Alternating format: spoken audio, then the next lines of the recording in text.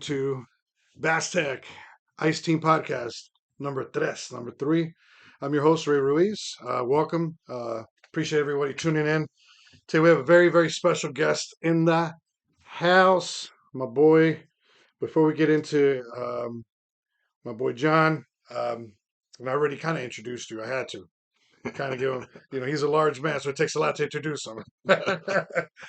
I want to just give a big shout out to all our listeners, all the viewers, and our sponsors, Shell's Brewing Company, Vexlar, Clam. We're actually pounding down some delicious grain belt. Cheers, John. Salud, salud. And we have down here, you can't really see it from the camera, but we have our clam bucket and premium bucket, which I don't think you can find anymore at liquor stores. They sold out pretty quick. So yeah, man, big shout out to Joe Sporting Goods, Tax Action, my buddy Tom Campbell from Dream Smasher Swim Baits, just everyone that makes this happen, man. Thank you so much for their support. We really appreciate it. Farmers Insurance and the rest of the sponsors. Thank you so much.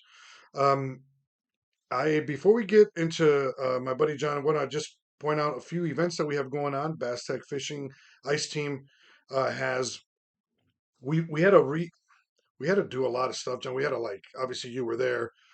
We had to adjust a lot of our events. We had to move them back, and which was really annoying, frustrating, and challenging. But that's nobody's fault. It's just Mother Nature. But you're gonna like this. You know where we did our. We'll get into it because I know you're gonna have questions. What I'm about to tell you and reveal here on February 25th, which is on a Sunday, 8 a.m. to 11 at Minnewaska Lake. There's an organization called Sauna Strong Retreat. Remember all those sauna people that were in Yep. swimsuits jumping into the sauna, jumping into the cold lake? They asked Baztec to do a seminar for them because they're going to do axe throwing. They're going to do like all these outdoor activities, cold plunge. And this lady called me up and said, "Hey, Ray, we're doing this thing. I know you and your team are working with Campfire. We want to hire you." And I was like, "Yeah." So there's going to be a DJ. There's going to be, I was like, "What the F?" I'm like, "DJ?" She's like, "Yeah, it's going to be like food and piñatas." I'm exaggerating, piñata. I don't know, maybe. But I was You like, should bring a fish pinata we should bring with a like fish. fishing lures in it, We should, bro. That would be so sick. and then just that'd be That would be sweet. awesome. I mean, Man, they hey, even make the little ice fishing lines. Like you could stuff it full of goodies. dude, that's awesome. You look at that. Hey, if anybody makes piñatas, holler at your boys here. I'm serious. That'd be great. So that's on the 25th, and then right after that, we're going to drive over to Dakota County, and we're going to do Fiesta en el Hielo, fishing. Party on the ice. But here's the interesting about that outreach event. It's not on the ice. It's at a park, and we're just going to have our fishing stuff there because they require at least 12 inches of ice, and I think we're down to maybe 7 or 8 inches on Metro Lake. So just for everyone's safety, you know, it's probably best to not be on ice. We're gonna have a lot of You might families there. also have to swim to get to the ice. Yes, yeah. Keep going. They're almost there. There's 78 inches once you get about 50 feet from shore. Oh man. So yeah. So those events coming up. Check out our website. We'll update that on our website. And which leads me to my special guest here. Um, hey man, I just can't thank you enough for being here. Thank you enough for being part of all of this, man. Without you, we couldn't do this. You've been a big integral part of our growth, and we really appreciate it. So, to the viewers that want to know who you are, uh, please tell them your first and last name, and then where'd you grow up? Let's start there. All right, Yeah. John Dieck, and I grew up in central Wisconsin, a little town called Marshfield. If you know where Stevens Point and Wausau is, that's the area I grew up in. Which, surprisingly enough, there is not a lot of good fishing lakes around there. There isn't. You've told me You that got to before. drive 45 minutes to an hour to really get anywhere that, like, any decent fisheries, I should say. Wow. There wasn't even any trout fishing around there. Okay, turkey hunting and Yeah, some deer, deer hunting. Yeah, deer hunting's probably good. but Marshfield is literally next to it's called the McMillan Marsh, and it's just a huge, huge marsh. Like it's just a big swampy muck hole. Wow, man, that's crazy. If for a big outdoorsman like you know, like I mean, it's not that far, but it's like you wish it was closer. Yep. That would have been a lot nicer. We have here in Minneapolis, we have 13 immediate lakes in Minneapolis. St. Paul has 11. Then we have the river. Yep. I mean, there's plenty of water. And rivers are awesome. I feel that there's it's a bigger fishery than you think it is. It Like you is. think it's just a river, but because of all the space, it's hard for it to be pressured too hard. I Yes. want to say versus any lake in the cities can get pressured pretty hard. Right, right. Like Especially in ice fishing too, because a lot of people don't have boats. yep, And as soon as that ice, that's the boat, that's people's boats, yep, like the ice, because you can access every single nook and cranny in a lake, man. yep. Right? Like just like that. You know, yeah, that's crazy, man. So, John, you grew up in central Wisconsin. What high school did you go to there? Marshfield Senior High Well, School. that's your It was favorite. called Senior High School when I was there, and now it's just called Marshfield High School, Okay. I think. Yeah. What about college? College went to UW Stout in Nice. Menominee, so about an hour and a half from here, Yeah. What you in major? information technology management. I'm an IT Ooh. nerd. Woo! Yoo-hoo. Yeah. I'm an You educator. love it, man. So that's what you do for work, man. That's awesome. I always ask all our guests, all our pro staff, the following question: How did you get started, man, fishing and hunting? Because you do all of it, John. Yep. You're not. I mean, John's not just a fisherman. John's an outdoorsman. He does all like it all. If you ask him, hey, man, you want to go uh, mushroom hunting? Yeah, sure. I like mushroom. Yeah, I can use that for my pizza. You're a very open minded guy, man. So we appreciate it. But how did you get started, man? My dad. My dad, growing up, my dad had done a lot of different hunting and such, and I was actually born in Alaska. So my dad lived up there 6 years, and then Oh I was born, and wow. then my parents moved to Wisconsin when I was one. So my dad, though, up there, he loved it because he could basically subsistence live. Yeah, yeah, He yeah. caught salmon. He said he never bought like chicken or meat. He shot a moose once a year. That was basically his beef. He'd Really go catch salmon. He had friends who did halibut. He'd trade them, salmon or for something for yeah, that. And like he'd basically stock his freezer and he got to eat like all these things that would be absurd here, right? Like salmon. We of pay, course. a lot for salmon Oh or sure. halibut. And he just had access to that. He could catch sole off of the shores. He'd go drive down to the rocky shore on the ocean and catch sole, which is like a flounder. And Yeah. so he was always doing that. But even growing up, my dad was a very energetic child. Mm. So the safest place for him to be was outside. So he Yeah. grew up, he Nice. had a Springer Spaniel named Pepper. And then those two were always off working through the marsh and working through the brush and shooting birds. And he bow hunted with the old stick and string, way Mm. back when. And he was just always doing it. So, and then I think fishing wise, my grandpa too was fishing, so they'd go camping and stuff, and he always liked fishing, so he Mm. got it. So, and then his grandpa taught him to fly fish as well. So, I think it's been kind of generational, but the Mm. deer hunting concept was definitely during when my grandpa bought his 40 acres. That's when Okay. my dad started deer hunting and kind of really started to adopt the outdoors. But either way, growing up, he always took us fishing. I mean, I caught my first decent brown trout when I was, I don't know, 5, 6. Right, Yeah. right. You're just a He little has a guy. picture somewhere of us in our old house on Felker. So it was about the time I was in kindergarten. Wow. Um, And you say little guy for folks that don't know. John is a very large man, 6'7", 6'6". So even then he was really tall. So, yeah, I so year right, right. 5, but Yeah. yeah, there's pictures of me at that time. So I was fishing, little Mickey Mouse pole, and I have a baby brother, Mm. and he uses his little Mickey Mouse pole. My dad had two more kids, and they're 11, no, 13 and 5 or 6. But yeah, he'll throw a big old frog on his Mickey Mouse pole and we'll just be out in my boat, just hucking it. So working And that yeah, yeah, little. the pole's bent in half. Like if anything bites it, it might yank the pole out of Yeah, his hand. But yeah, that's what he wants to use for a lure. We're like, okay, we'll cast it for you, buddy. yeah, man, dude, that's crazy. Wow. So your dad, he still actively hunts, Yes. fishes. What about your siblings? They're big into it as well? They've all started getting back into it. So my two brothers, recently I took one of them grouse hunting, and Mm, he loved it. He just moved back from Arizona. mm. And we've always fished. They've always liked fishing, but now my brothers are starting to get back into hunting and the some of the other things. So I got to gun hunt with my brother Chris for the first time in a long time. Nice. I don't know if it was the first or this is the second year he's gone back to gun hunting deer, and Yeah. um, he got COVID, so he couldn't go grouse hunting, but I almost got him to go bird hunting with us. So I Mm, took them to shoot clays for the first time. They'd never shot clays that's fun. in January, and they were like, "Why weren't we doing this growing up?" I'm like, "Because my dad had gotten out of bird hunting by the time Mm, we were all growing up. So like bird hunting for me is something that's been new and been a learning experience over the past mm. 3 years. And I have a dog now, and that's been Yeah. another let- learning Let's let's experience. let's talk about your dog because your dog punched me in the right in the sisters. If you went over to John's house, we were putting together tip ups. And I was like, "Oh, this is your dog." And man, you're like, "Yeah, just don't get too close to the cage, man, or to the kennel, excuse me." And then he let her out, and she's a solid dog, Yep, dude. I mean, she's just I don't want to say swole, but like so healthy and strong, yep.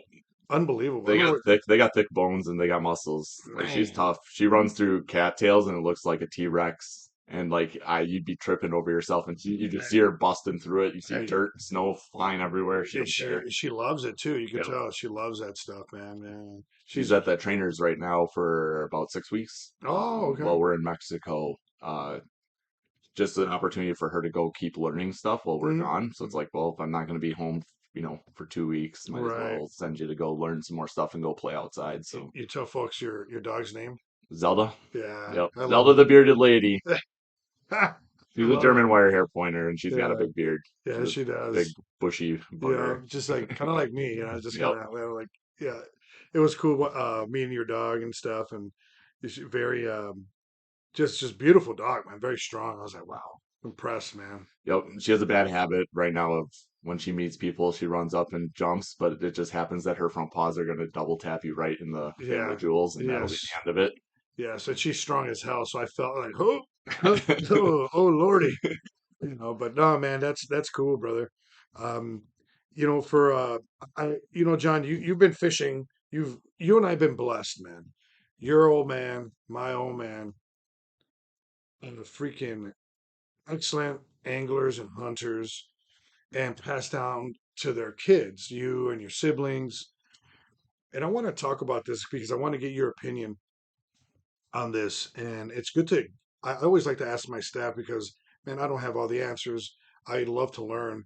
And where I'm getting at is, as lucky as we are to have people in our lives who were influential when it comes to fishing and hunting, for the folks that we serve, John, are underserved, underrepresented, people of color, people of all colors and all economical backgrounds, right?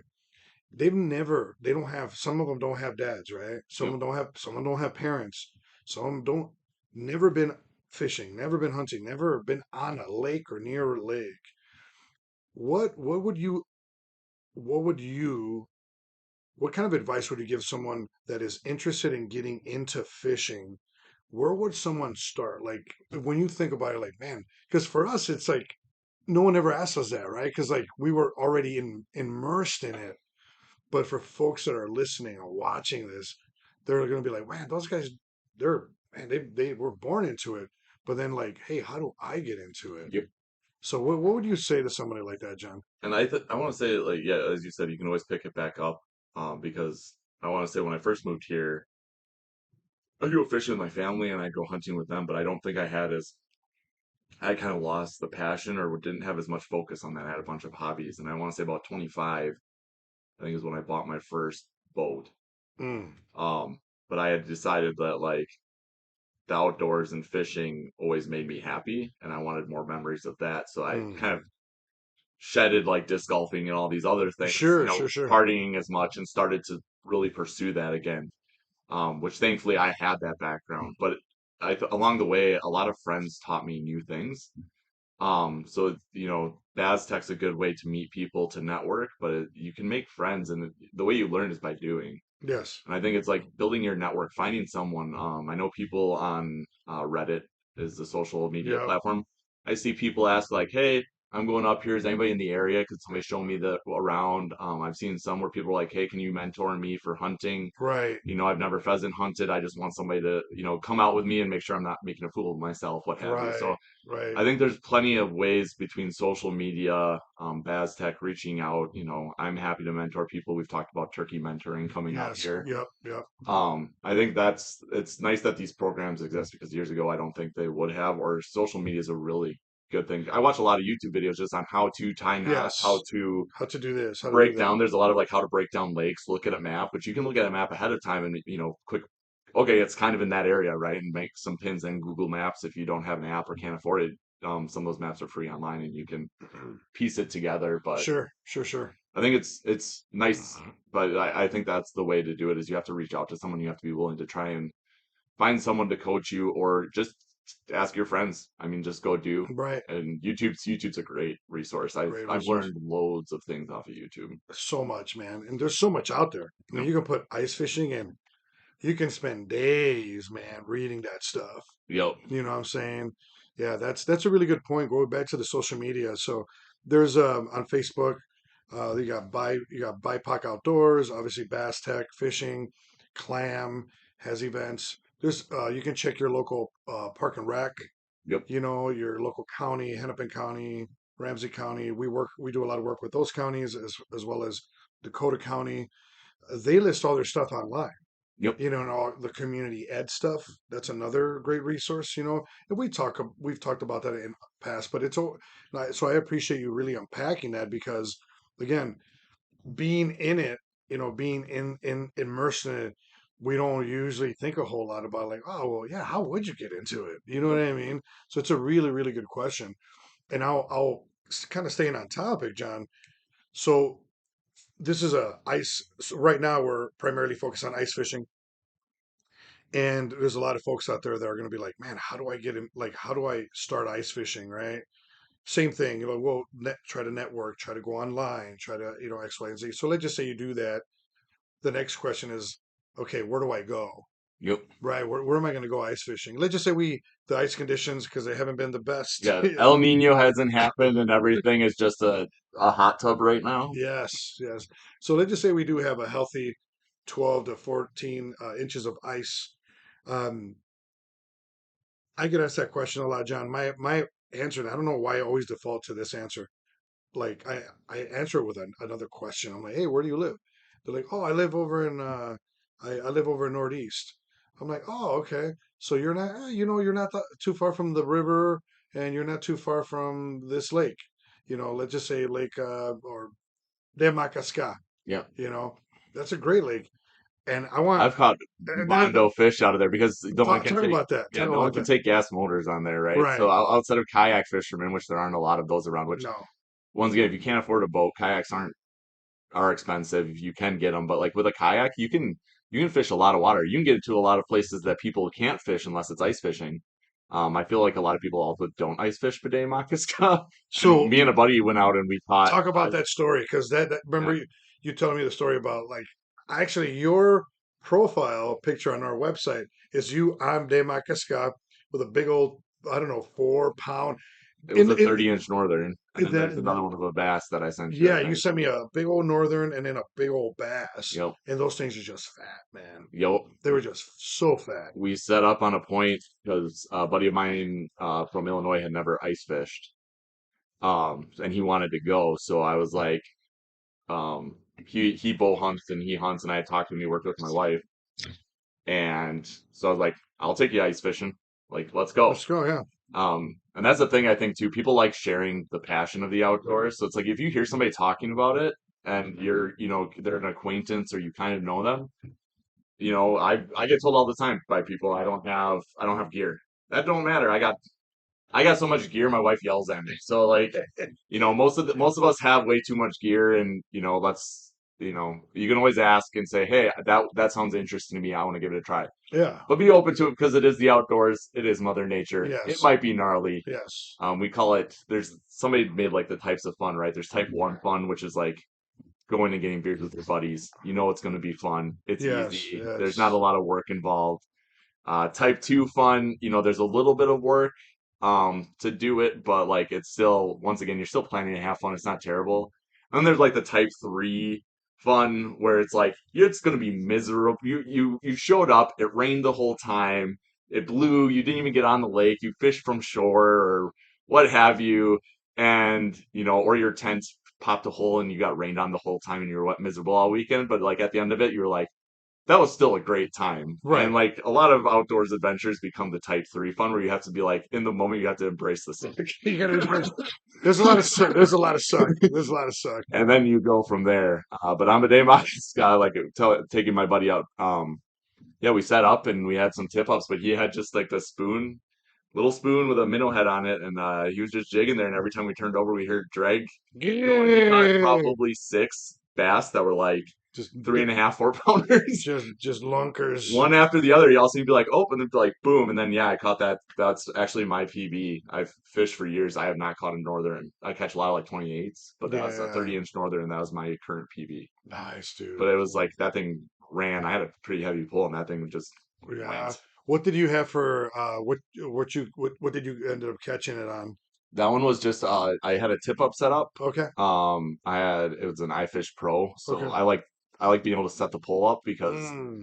You like Um, the yeah, the you like tip the up, it's like a slip bobber to the flag, and then you put them on sure. a pole, which is a lot more fun than just hand over handing them, which is, Yeah. it can still be good, Yeah, but it's still fun. It's yep, still fun. But there's something about the rod and reel yep, that's just and you hear that drag.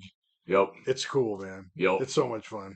My wife caught a big northern and she had a hand line in, and it was funny. I was having to coach her, like, let the line go when it starts to go because you'd see your arms start to go because the fish is just trying to take off. I'm like, you got to keep tension on it, but like let the tip up line go. But Yeah, careful. yeah, it was Yeah. just iFish Pro, big sucker. Yep. Had to cut his tail because he kept tripping the flag. It was a Mm. big old like 8-inch John, talk log. about that because you got so much experience.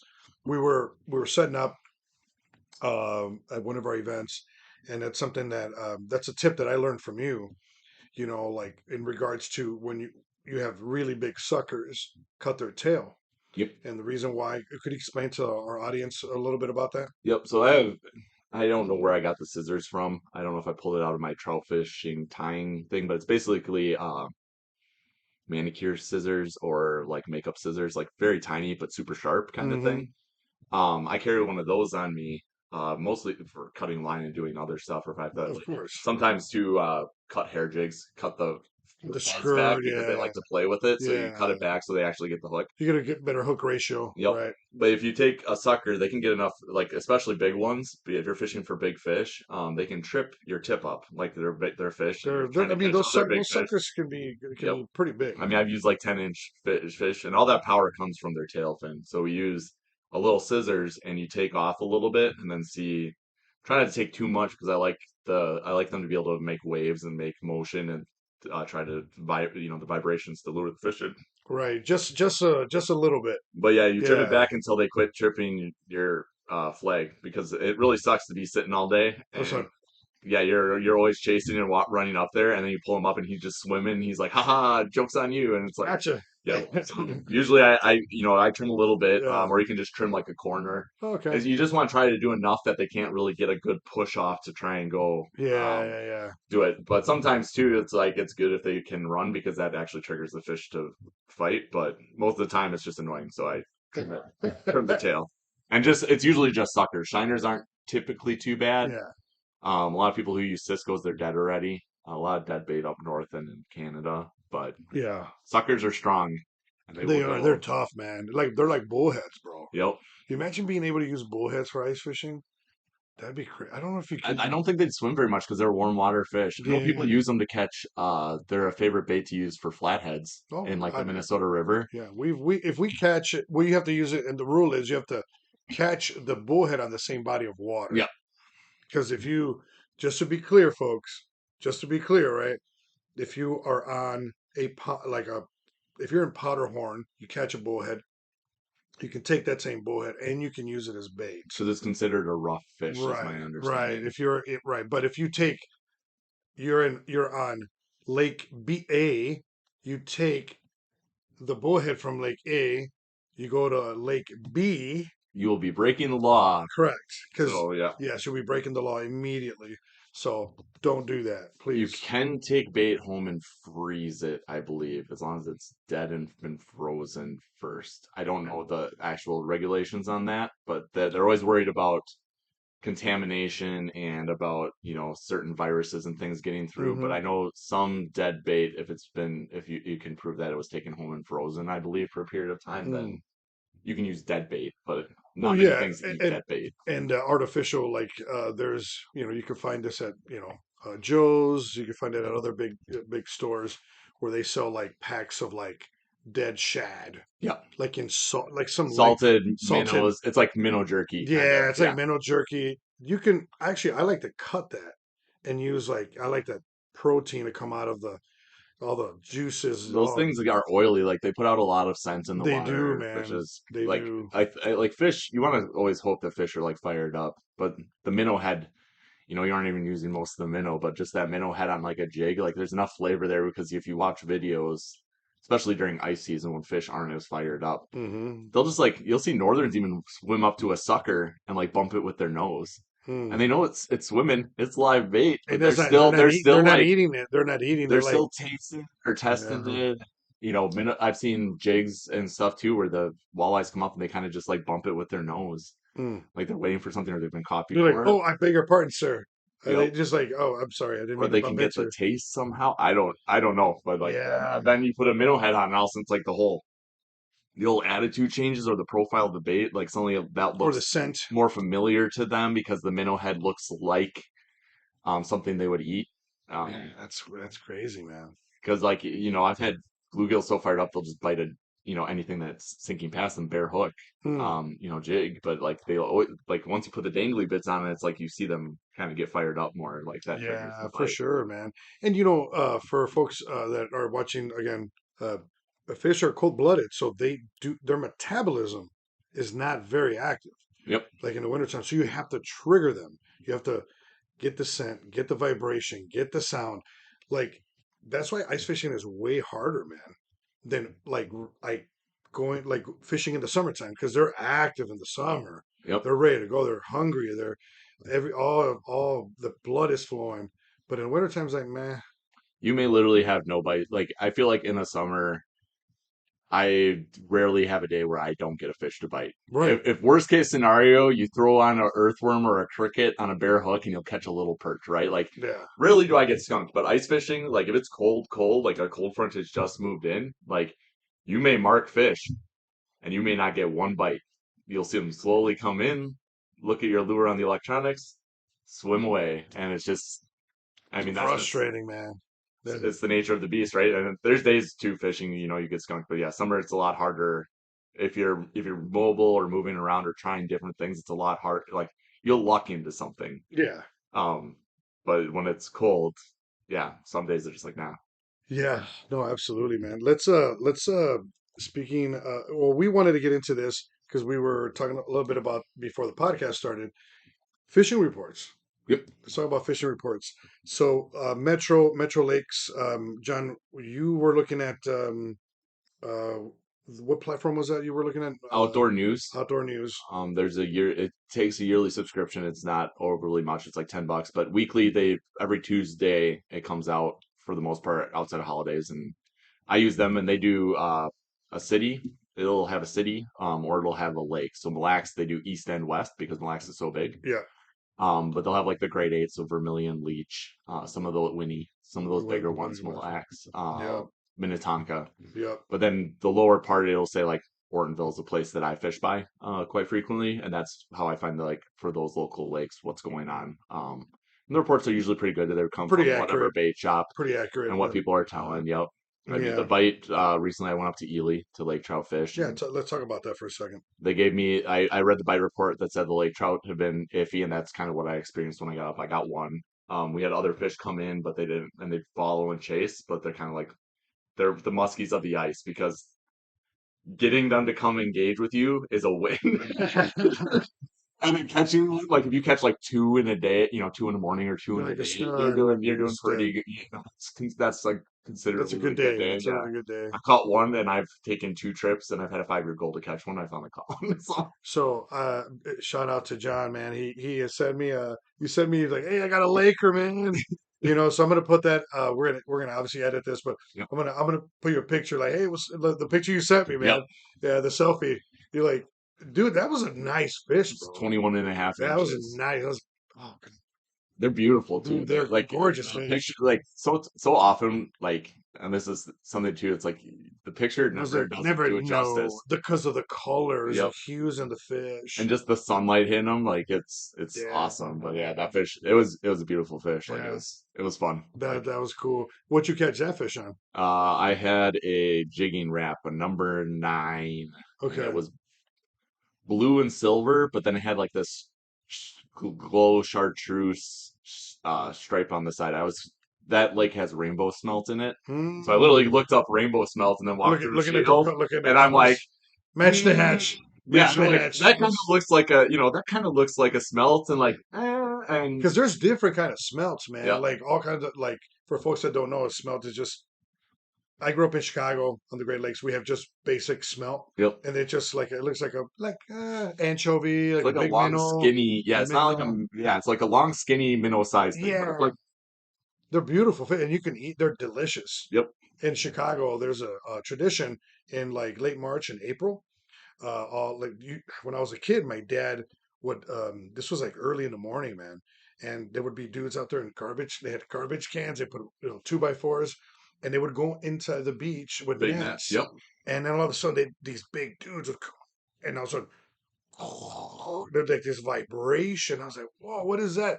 Just hundreds of smelt caught in yep, the net. Then they would take them, they'd put them in buckets, they'd hand them to people, and they would fry them right there, bro. yep, And they would have that for breakfast. yep. It was so cool, You man. just like you just gut them, and then Yeah, man. pop the Yeah, head off, gut them, it and then was so you easy. just Just yeah, season them, throw them in the throw them in oil, there. and Yeah, yeah, you fish stick yeah. on the go. Fish stick to go, man. It was amazing. And I don't think we had sides. Everyone was just eating fish because there was I mean, buckets, Yep, John, buckets. Everyone was like 2 buckets. And it was so cool. And so you go to Shields yep, and you're just like, all right, no, no, oh, that's it. yep. That's the color. And then I looked up like they eat whitefish, and they don't have any herring up there, but they'll eat Mm. different things. So I was like looking up like, okay, what does a lake trout eat? And then I was like, do I have a lure that looks? But big tube jigs is like the common thing people use. It's like a big Like, do they like use half ounce, yeah, white I or say, well, glow I've seen a lot of white tubes or chartreuse. chartreuse. They use silver. They modify them Yep. too, But somebody for this lake, it's mostly rainbow smelt, so people said it's better to downsize. So I was just using that jigging wrap. man.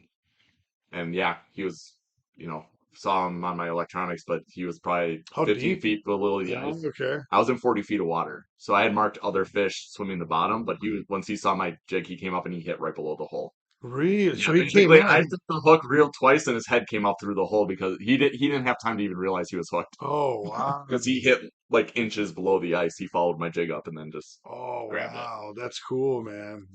And you didn't tip it with anything. It was Nope, that just a bait as is. yep. I had set. I don't even think I took a tip up out. I was like, I'm just Hmm. gonna be mobile today, so I had my 2 poles, threw them in a bucket on my snowmobile, and I was out. Just I went to a spot, tried that out right away in the morning. Marked one fish, but not much, and I wasn't marking bait. Moved to Hmm. another spot, marked bait, and then I set up there and then was fish there a couple hours and then finally caught one. Then boom. But it was Got it. definitely slow. You see like, oh, bait, bait, bait. I saw one chasing bait. You could Hmm. see the bait ball just disappear, and you saw the fish like The chasing it. flash. Yep. Yeah, that's cool, So that man. was sweet. And then I had some other ones kind of come in and look and kind of follow my jig and then just kind of like swim off. They just weren't in the mood. Hmm. But the when they finally are in the mood, because trout in general are cold blooded, but they like cold water. Yeah, compared to like a bass, Yep. like carp and like these other species. Like there's a lot of species of fish that love warmer water. Pike is one of them, Yep. but pike, they'll move to deeper water, to be cooler. And they pike I want to say and crappie is like the cold weather doesn't bother them as much for No, whatever reason. Like, bluegills are great. They love warm water. but I've seen pike where you see them they'll still slow down in the winter. They aren't as quite as like come flying out of nowhere and smoke the lure. Mm, They'll stalk it and like you'll see them kind of come up to hit it. But lake trout, like they chase.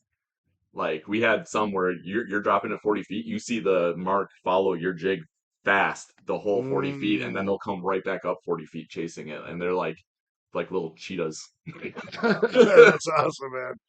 That's cool. So on the topic of report, But yeah, but sorry, no, back to no. So reports. that's great. Anything else on the lake you were on? Any other things?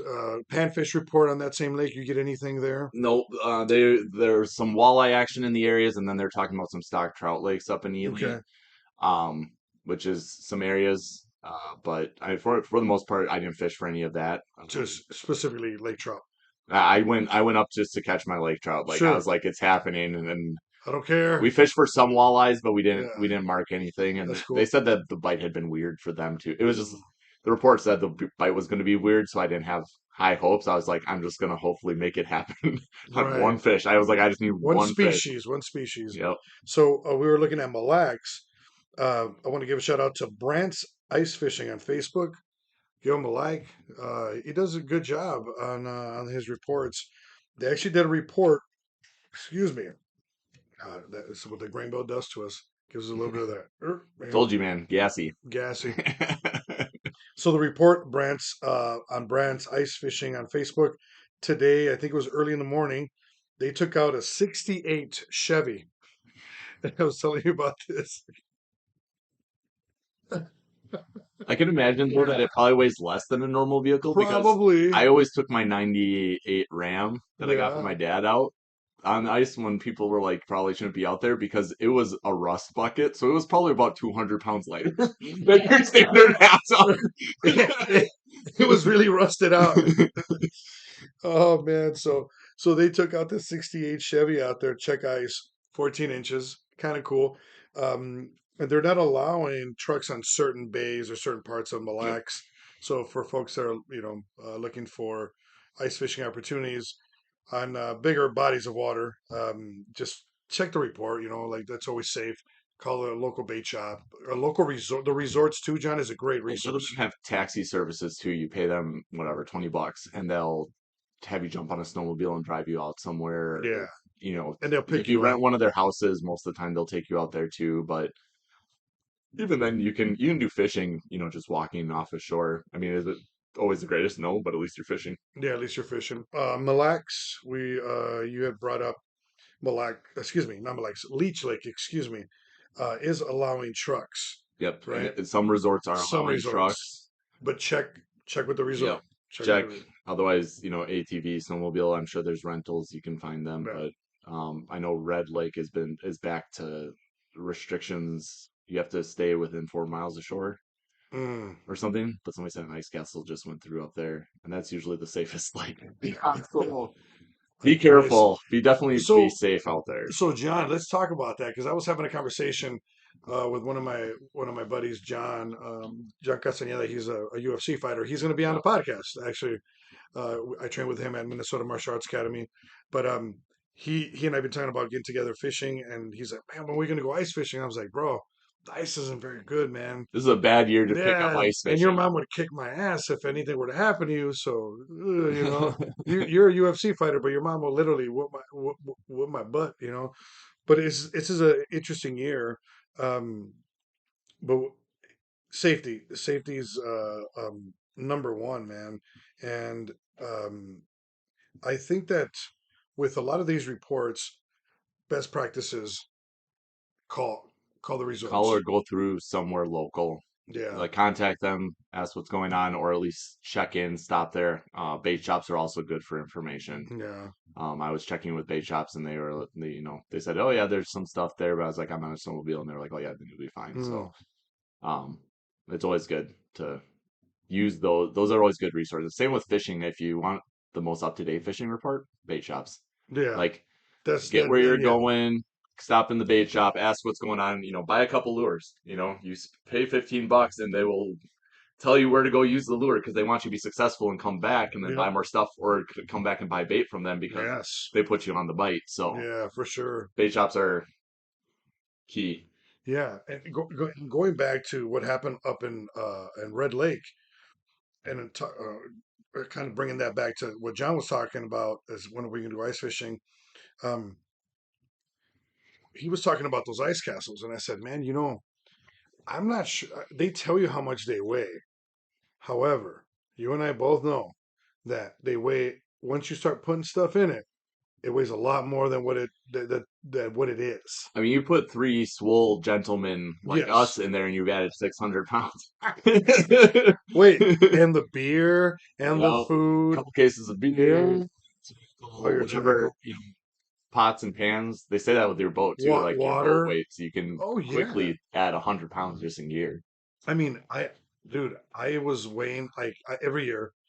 I take everything out of my boat and like all the plastics, and it's heavy as hell, man. Yep, Like the rods, all the stuff I have is really good stuff, thank God, yep, and it's light, so I don't even count the rods. They're like feathers. yep, But the plastics, the crankbaits, mostly the plastics and stuff, and the weights, man, tungsten yep, weights and all that stuff. That's the tools. I have tools in my yep. boat, you know, like clothing that weighs a lot.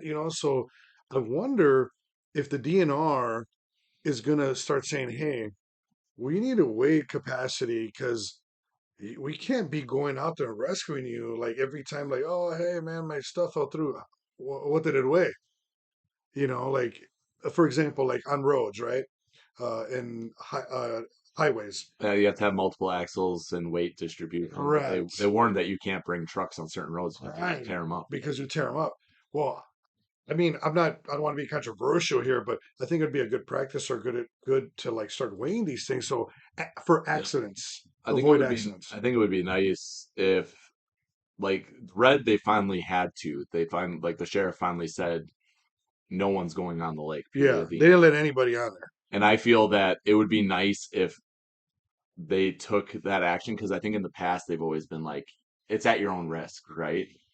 But at some of these bigger spots where they get lots of traffic, like you end up with what happened this year. And it's like I feel like they should basically say no, you can't, If you, at least no non-local traffic. Like if you yeah, can prove you're local, sure, like you want to run your risk, that's fine, but try to prevent some of that flood. I know the places want money and like I get that, but it's like this year was ridiculous and the number of times that people had to be saved on red was absurd. Like they opened up like a week and a half later again, I think, and I was like, I would have waited like 2 weeks. I would have been like, yeah, no. right, right, right. Well, what's that story that came out some weeks ago? 3 weeks ago? The 100 people floating The on the hundred iceberg, people, yep. 100 people floating on the ice, man. And it's not like you can send a boat out there to save them. You can't get through the You have to use ice. fan boats. Yeah, you got to use fan boats or helicopters. Buddy of mine, best man for my wedding, one of my best friends, I trout fish with him a lot in lacrosse. Uh, he was a fireman up in Ashland, and yeah, they had basically their fan boat had like a NASCAR engine hooked up to it, and they would go out on Chakwamegon Bay, which is on Lake Superior, because Yeah. people would go out, be stuck on an iceberg or need rescuing.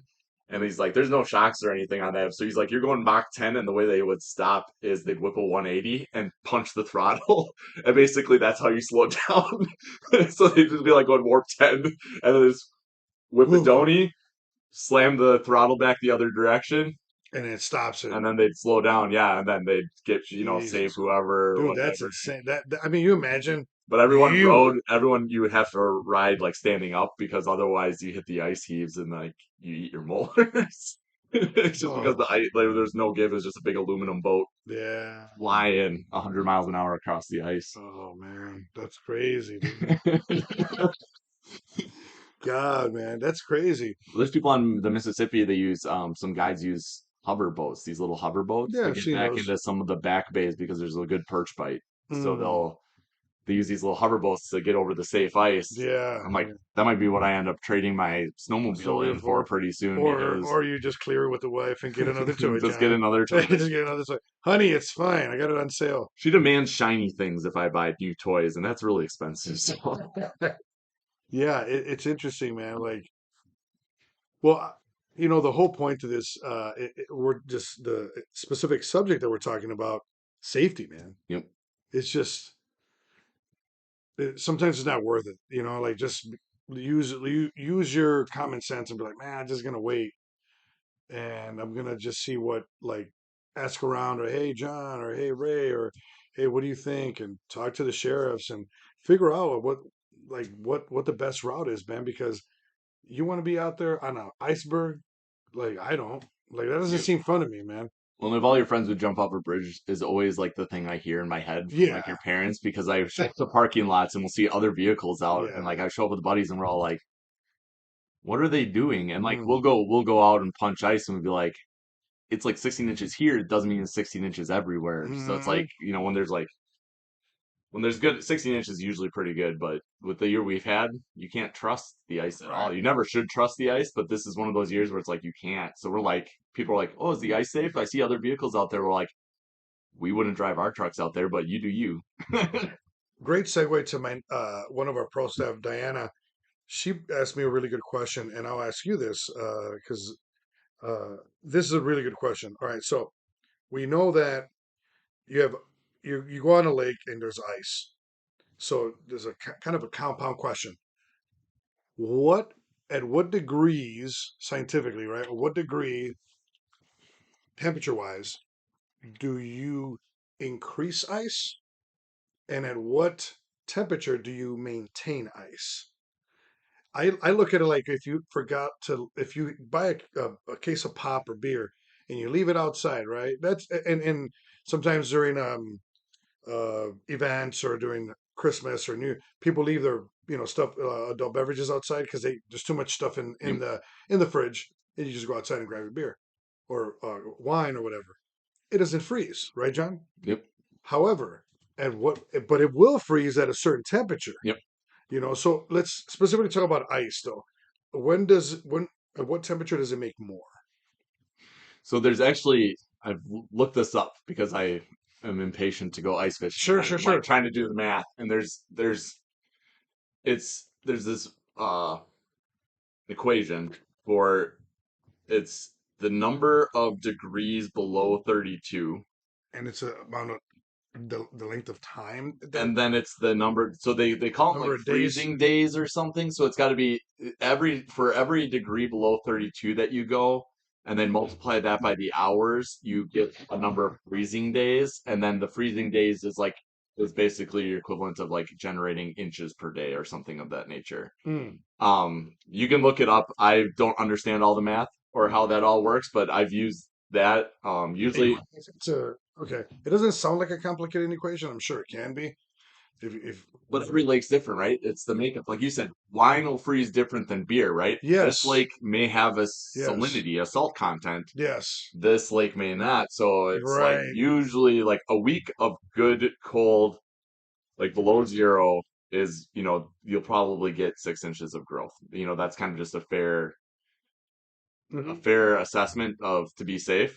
Some lakes will go faster. It also depends on size of the lake, depth of the lake. Like there's so many And and variables and that no and one has an answer and for all of kind it. of lake because there's a most of the lakes around the city called eutrophic lakes, which are classified as um, somewhat deep and murky water with a lot of Yep. vegetation, submerged submerged vegetation or emergent vegetation. Then you got iglotrophic lakes, which are Lake Superior, deep, clear, Yep. and rocky. Well, we don't have any of those lakes in like, excuse me, Demacasca's not like that. Nokomis is not like that. They're murkier, so that those would freeze different Yep. with the same mathematics. One with your bottoms too, if it's, you have a The bright sunny day, even if it's 20 below zero, right, if you've ever been outside in like a black coat, you yes, feel warm. yes, So if it's a muddy bottom, the shallow areas that heats up. So hmm even if it's been cold, if it's been really sunny, the water may not be there. But typically, I want to say once something's frozen, ice takes a longer time it takes a long time for lakes to freeze in general, right? Like mm. water has scientific properties where it takes a lot of, I want to say temperature, right? It takes a lot of heat, or absence of heat for it to exchange, which is why water works good to like regulate your body temperature and all that stuff. Hmm. But once it is frozen, you have to remember it takes just as much energy to get it back out of that cold space. So ice there's things that will ruin ice really quick. Warm wind, and Rain. rain. Yeah. Like if those in the spring, once you have like a nice warm wind And it right after like a rains or good and it's windy. rain, done. Like Yeah. your ice will start to go bad. Same with like types of ice. Like you'll see sometimes that there'll still be like 16 inches of ice, but that ice is literally fragile. Like Yeah. if you stepped on it, you would go right through it. Yep. It's just slush that's kind of held together.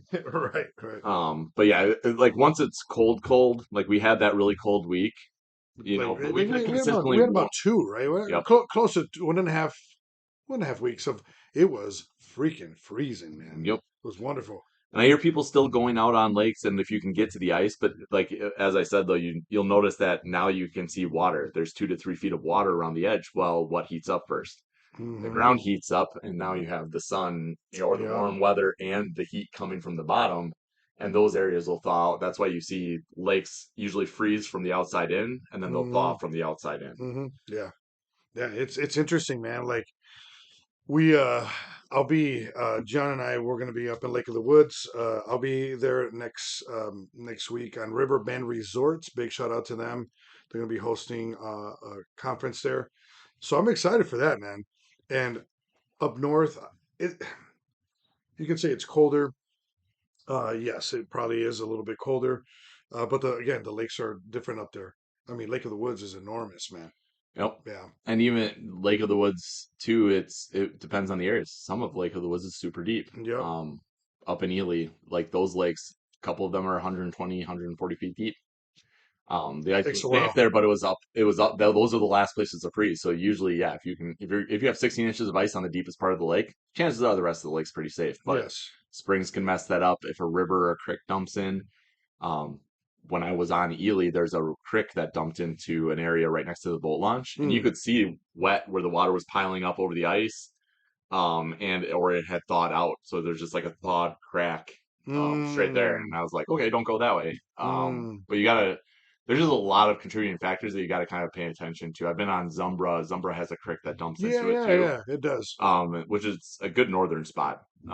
That place gets speared Fresh, pretty fresh, hard. fresh water. Yep. Fresh water coming in. Lot of Nutrients. oxygen. But Yes, that spot's one of the last spots. It's right next to the boat launch. But and it's it's one of the probably last spots you want to go walking through. Or you have to be like when I go where I know the current's going to be, I drill a hole just to make sure it hasn't like washed away. mm, Superior has current, hmm and so Superior the ice is different, every couple days just because the current changes and it thaws or moves or breaks the ice up. This year, I don't think anybody's probably really fishing out on Superior. mm, Um, mm. that's a goal I want to go do, but Superior Agreed. is a one you have to be really careful. Like you basically spend a day mapping your path to wherever you want to go, Mm. and then you follow that same path the next day. Yeah, man. And that's a good advice for like metro folks that want to go out to metro lakes too, because we did that when we did a seminar, John, and you did a phenomenal job with the folks at Campfire. We were right outside the lot, like their what do you call that? Their boat launch, kind of their Yep, dock, and where they have all their saunas. Beyond that, I don't know, we were about 100 yards or something yep, like that. And you explained it beautifully. You said, "Hey, shallow freezes really fast. However, deeper holes take a long time." And logically, people are like, "Yeah, that makes sense." Well, yeah, because it just makes sense scientifically too. yep, So unpacking that for folks, uh, to the naturalists and all the leadership there was really, really essential because they were like, yeah, we're not going to go kind of that way. It's deeper. It could be thinner ice. So I think that was really, really cool. Like best practices when it comes to ice. And in the metros, the same way, man. Like Demacasca, there's like 80, 90 foot hole, man, in the lake on the main basin. It gets deep, yep. so like you got to be careful out there, Yep. I you know? mean, yeah, that like it's murky, but it's definitely and that too, like murk and clear water, clear like murky water will heat up faster. Clear Yes. water. I mean, there's kind of just some things where it's like, think dark clothes. It's like you can always Yes. relate it. I always try to relate things to stuff that people know Yes. when I'm explaining stuff, and Yeah. that's like always think like, okay, it's dark. What does that mean? Like if I wear a dark shirt and the sun's hitting it, well, it warms up faster. That's a Right. good example. Yes. Yeah, absolutely, man. You wear a white shirt, super sunny. you're good. Wear a black. If you wear a black shirt, I mean, it's gonna absorb all that heat. That's why in Mille Lacs, everyone fishes the mud flats because you have all that dead organic matter on the Yep. bottom. It's where all Everyone's the bugs live. yup. It's relatively warm. Yeah, I've been at 30 feet deep. Like it's Yes, warmer there. yes, absolutely. So yeah, that's a great tip for folks. Like, try to find. And it's hard here in these lakes, man, because we don't have a whole lot of clear water. They're murkier, so that's why it's even more important to be safe, man. Yep. You know, And something we referenced earlier too, like what were we talking about? in Where do regards you to fish? you Well, talk, okay. So we talked about like where would you find fish on through the ice, or we kind of talked about like yeah, where do I go or where do I start? Um, I think something important to know too is like during the summer, like fish relate to a lot of the same structure in the summer as they do the winter. So if you do know where there's a weed edge in the summer, hmm usually those are by shore. That's a good spot to go catch panfish yeah, through the ice. Like yeah, chances are, as it gets cold fish go deeper, and it changes. But like early ice, 6 inches of ice, which is relatively safe for anyone to walk on. sure, Um, just go to those kind of spots where you know you would fish during the summer. Like they're still yeah, in the weeds, or they're still kind of relating to to those. that So grass, yep, and it's funny, man. You mentioned that because like we were fishing in the fall. I took some of my pro staff out, and we it was, God, it was close to November, man. We were because it was been a warm winter, yep, and we had grass that was super green, and it was like mental note. If you ever come back and you ice fish this is a good area. It's deep and it has really green grass. yep. So even in the winter, it's gonna if you find that green grass, there's gonna be more oxygen. Oxygen equals more fish. Yep. You know. And the weeds, like too, if the snow cover will influence things. Snow Mm-hmm. blocks sun, which will kill weeds quicker. And once Yep. the weeds die, the death of weeds will actually remove oxygen. So a lot of fish will abandon that space. But if Yes. there hasn't been, come March, once a lot of the snow melts off, a lot of a lot of lake weeds start to actually grow then Yes. Absolutely. because they're getting enough sun through the ice. So even early season, as long as we don't get a bunch of snow, if you have safe ice, fishing weeds is actually pretty good stuff. Yeah. Yeah. Yeah. But that's that old. You and I learned this, or everyone learned this in a high school. Photosynthesis, Yep. man. That's how plants make food through sunlight.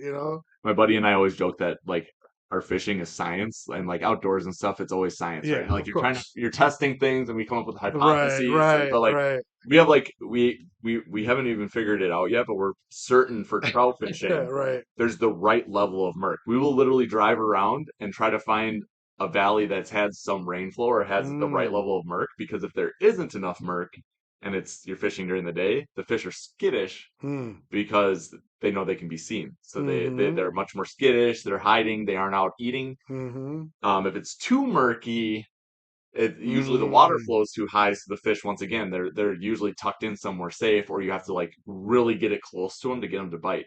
If it's the right level of murk, they feel safe enough to be eating. They aren't Mm. working too hard to eat, and also Mm. there's like bugs and stuff being swept into the water. So we're like, it's almost like pulling the paint sticks at Home Depot. We're like, well, we don't want dark chocolate and we don't need, white chocolate, but mocha's just right. Mocha's right. And that's the beauty of fishing, John. It's like figuring that out. Yep. Like that's the fun part. Like and that's you said something earlier. Embrace the suck. The great Daniel Cormier. He's a UFC lightweight and heavyweight champ. He always says that embrace the suck. And when you figure it out, or you kind of figure it out, because it's not going to be a completely figure it out, Yep. but you get really close, right? And you're like, all of a sudden, you're like, yeah, yeah, that's it, yeah. And then all of a sudden, your buddy you throw a bait, he throws bait, and you pop, pop, double hook up, or all of a sudden, you're on ice, and boom, boom. Every time you throw that bait down, you guys hook up. You figure not that you figured out, but you're really right that day. Yep. You got it dialed in that day. Now all of a sudden the next day, that's a There's different a whole, story. yeah, they're eating different things. Yeah. When we troll for walleyes, like I throw out like 6 different baits initially. And then once we start getting some bites, it's like, okay, what do these baits have in common? And you're sitting there and you're like, does it rattle? Is it a certain color? The size, Like, the yeah, size. they like the smaller How ones, but fast are we going? you're instantly adjusting like everything because it's like Yes. ice forming conditions, right? You're just like there's so many variables that So you're many just variables. and you'll change something and be like, okay, this isn't working. They still like this like one lure, and I've also had it where I've literally had the same lures out, and like whatever reason that lure was going through the right path or that they liked that one. Like I've had Right. people throwing the same lure and one person's catching all of them, and it's just like I I can't tell you like I can't make them bite your lure. Right, right. You're like, how come you're catching all the fish? Yep. There's always that, especially when you're trolling or or even on ice. Like the fact that you're fishing there and there's like grass, more like grass, just a little bit more grass there, and maybe I don't know, like something else, and it over here, or it's just a little patch of sand. And over here, I'm not even that far from you. I'm 8 feet from you, and all of a sudden, like, hey man, how come I'm not catching anything? Yep. We're using the same bait, everything. Well, it's they call that the spot within the spot Yep. within the spot, Yep. and it's so frustrating as anglers, and it's something that our viewers are going to experience one day, and good, Yep. because you're going to be like, now you're fishing, you're not catching, you're really fishing. And those are the spots where too, like GPS on your phone and stuff isn't always the best at marking those spots because it's within like 10 yards, right? Like it's within Yeah. 30 feet. Those are the times where you have to look around and you have to be like, okay, it's the tree covered in pigeon poop next to the rock that looks like my grandmother's noggin, and where the ripples kind of come Yeah. So together, like the you're lining you stuff like up. need You're to lining, triangulate where, yeah. and then like, and the wind was out of the east that Right, day, like right, right, right. like you Exactly. need to like when you find a spot on the spot on the spot, like take in everything and then like temperature, like everything, Everything. like Yeah. write it down in a journal because Yeah. like the Yeah. next time it's like that, you need to be like in that spot. Yeah. And you know what that does, what it really does, John, if you're ice fishing and you figure out the fish are in 9 feet and they're relating to hydrilla, you can go anywhere on the lake then Yep. and do that exact same thing. And you're like, oh, let's fish over here. No, man, that's too shallow. That's 7 feet. It has to be 9 on hydrilla. Well, okay. And then you just copy Yep. paste. That's that day. I'll make that again very clear to Yep. our folks watching, because and that's the cool thing about like doing these podcasts that I really enjoy, is the fact that we could unpack our experiences and share with people, hey, you're going to be doing we say this in our events a lot. We can guarantee a lot of fishing, but maybe not so much catching, Yeah. because everyone loves catching, but the fishing part is the challenge. But that's where you get good, Yep. is the fishing portion of things. Like you were telling me that story on De Macasca, where you were like, boom, and you had pictures, and I was like, oh my god, But that's a rare day, right? Like that's a real I fished 20 days, and I didn't have any right, big fish like that. I mean, maybe I caught crappies or caught something else, but like right. that was just one of those right place, right times. We've been back there a couple times and they just weren't there. They weren't there. So it's just like what for whatever reason, whether there was food up there, probably was like some bait was probably up because there was Perch, weeds and minnows, things. yeah, We were marking weeds, so I imagine there was yeah, perch or minnows had all gone up there and everything was in there having a smorgasbord. yeah. And you guys just happen to be at the right place at the right time.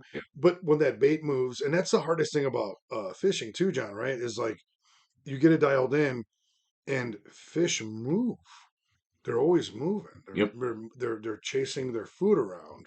It's like if Cup Foods were to move on you, you're like, hey, where did Food trucks, man. yeah, food, yeah, Yeah. exactly, You food like you trucks. like your favorite tacos and find out they're it's town and then Yeah, you're just like, dang you're gonna take you're gonna take your ass down there and do that. Um, but imagine that, like if certain things moved on you as human beings, like we know that about Native American peoples, is like they would move where the buffalo would it. move. They were nomadic. They were like, well, the valley looks like they're gonna go this way on the valley, so we're gonna set up. We're gonna get in front of them, or we're gonna stay right behind them. They might be a half day in front of us, but we know what direction they're headed. And in fishing, it's no different. Yep. You know. Or even bears after salmon. They know when the salmon run is. Hmm. They mosey on down out of their blueberry patches and go, start scooping fish left and right out of the lake, out of the rivers. Yeah, Like like they And like nature knows. They know. I feel like they know better than we Oh know. yeah. You know what's really interesting too, man, is like I've always liked when seeing loons on lakes, and we'll talk more about this. But anytime you see a loon, you can't do this in ice fishing, which is unfortunate. But if there was loons during ice fishing, all you do is follow the loons Yep. because the loons will tell you where the fish are, Yep. the bait fish, excuse me. Where the bait fish are, that's where the bigger predators are. Yep. So just follow the loons. So if you're fishing and you see loons, you're like, oh, okay, buddy. They don't trust me. They're not there because they like you, because you think you're cool, or your fancy big boat. Uh-uh. You're around the fish, Yep. and they know that. So Saltwater fishing, that's a big thing. Like I've been out seagulls, with people in their boat, the captains in their boats, and all of a sudden you see water kind of rippling. You see just birds spearing just the water, and he yeah, just like you see him just like jet towards it. slam it to go drag the bait through there because all the fish have pushed up the bait. And you'll see on some lakes you'll see minnows and where the ripples are. You should be chucking big baits around those because Yeah, man. something's chasing and eating. I've seen it on Yeah. Big Stone Lake. White bass love chasing like the shiners in there, Oh and yeah. they'll create just a shiner frenzy. And yet Like like a boil. It's like a boil. you chuck a rapala through there. It's like jerk jerk Boom. boom. Yeah. And even sometimes, even when it hits the water, Yep. they just like they're violently exploding on it. Right. Yep. It's crazy. In ice fishing, it's different, right? Because we don't have that. But what we do have is other anglers. Yep. You have other anglers that you're like, oh, okay, I got a house. Oh, wait, why is that house on that point? Okay, I'm gonna fish by that house, but I'm gonna be respectful. Yep. And I'm gonna fish off to the side, maybe get a little close. And if you're on foot, is even better because you can just fish around them. Yep. And I want to say, like, on metro lakes in general, like, the rules are a little, like, the space or bubble that you have to give people is a little less. I Yeah, mean, in the summer, it's probably a little different when there's boats. Like, that's yeah, still a little bit different. But, like, when there's shacks, a lot of people put their shack out and aren't in it at that time. Like, don't be right on top of them where your lines are going to get tangled. But, like, right, if right. you're within, Have some etiquette. Have if you're some within, etiquette. like, 30 to 40 feet. But if you go out to Prior Lake on the main area that everyone fishes west of the boat launch, it's like a city. It's like grumpy old men. Yeah, I'm surprised there isn't a food truck parked out there eating everybody. too heavy. Fall through the Probably. ice. But like we were out there and I always try to give some people space, but there's truth to it, especially if you want to catch fish. Like if you're new to this situation and you see lots of other people in a spot, go check that spot. Or you can just ask them, hey, what are you guys catching? What's going on? People, you'd be like, I'm thinking about going to this other spot, like you don't have to fish next to them to, Right, be right. stealing their fish. But um, in general, fishing by other people, I mean, it's a little more acceptable, I feel, in ice fishing because the fish are more concentrated. They are, and people understand that. The other exception with open water is on rivers right after ice out.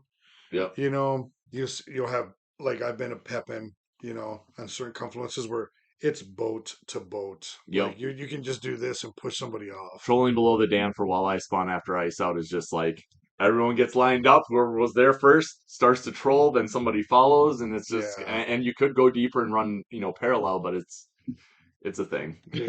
Wow. Like my dad always called it combat fishing, but it's like, Combat fishing. yep, That's funny, man.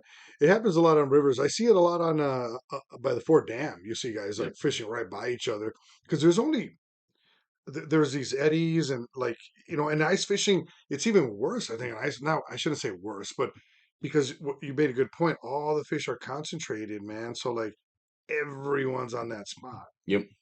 so it makes it very challenging, you know.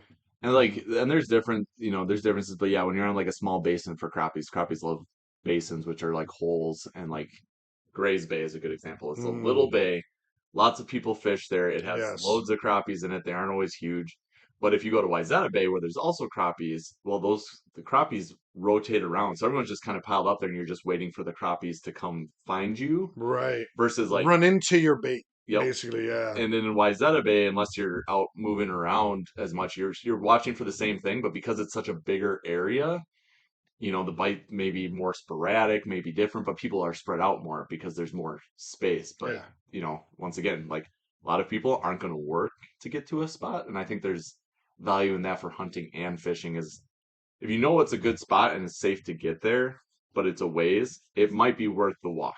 Hmm. Just because, sometimes it's not, but that's kind of the type 3 fun. Yeah. But, getting away from there's value in getting away from people if you're willing to put the work into it. Public land is the same. If Yeah. bow hunting, it's Yes. like if you're willing to go more than a mile back into the public land, chances are you'll have a better experience. Right. However, it's a lot of work, but you got to imagine that most guys are pudgy, overweight, drink too much, Too beer, many. and they want to show up, walk their 10 feet, go Yeah. sit in their shack, Yeah. and be Yeah. good to go. Which Hmm. there's nothing wrong with that. Nothing wrong with that. That's That's what there's days that's what I want to do. I walk to like 10 feet of 10 to 20 right. feet of water. I just drill a hole, sit down, and start cracking beer. But Yeah.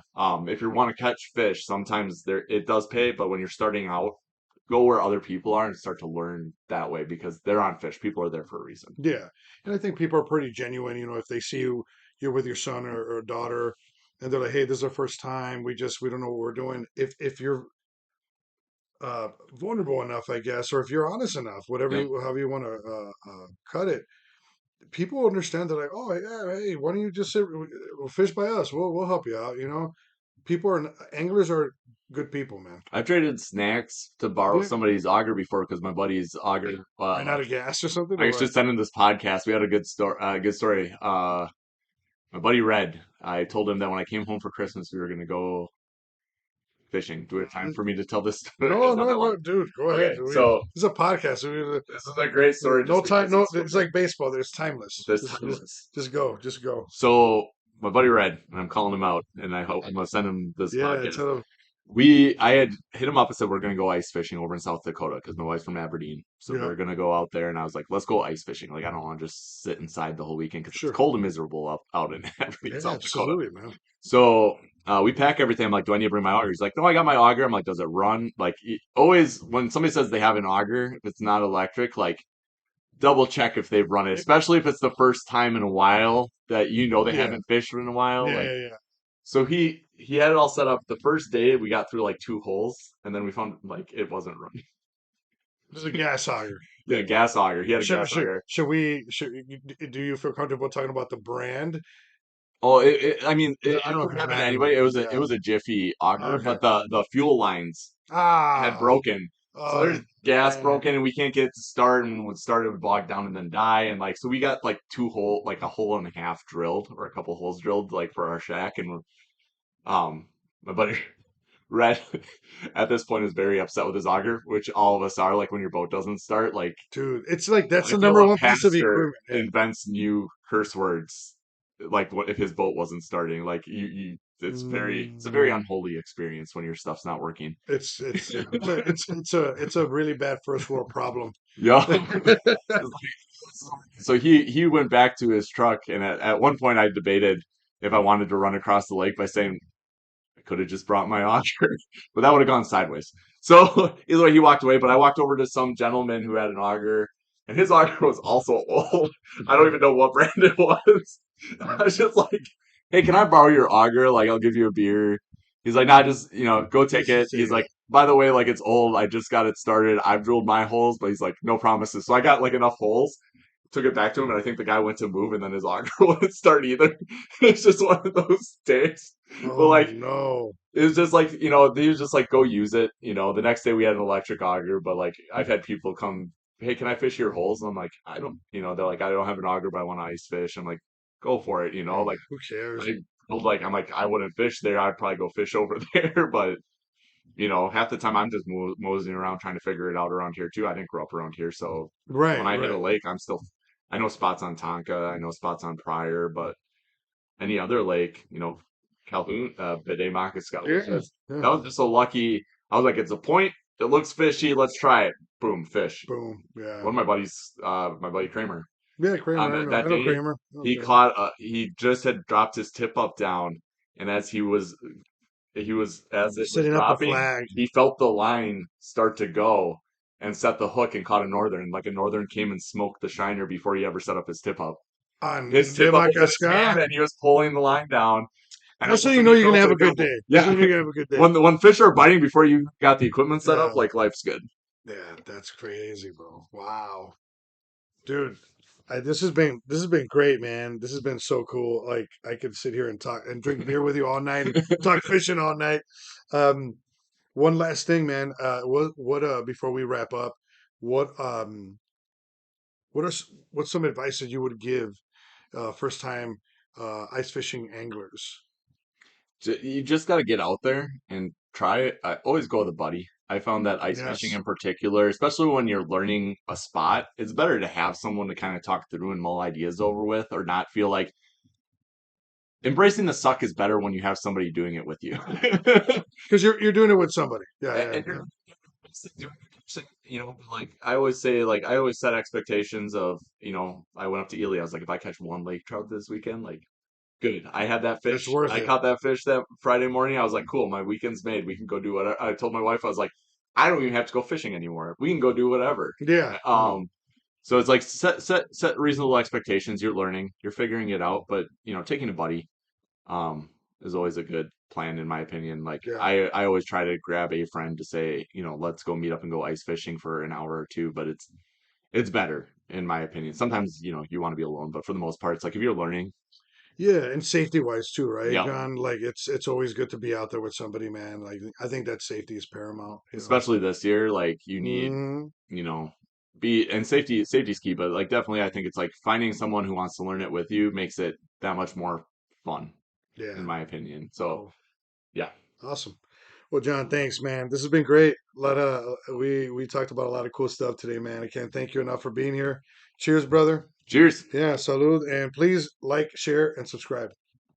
All right, man. That's a wrap. Sweet.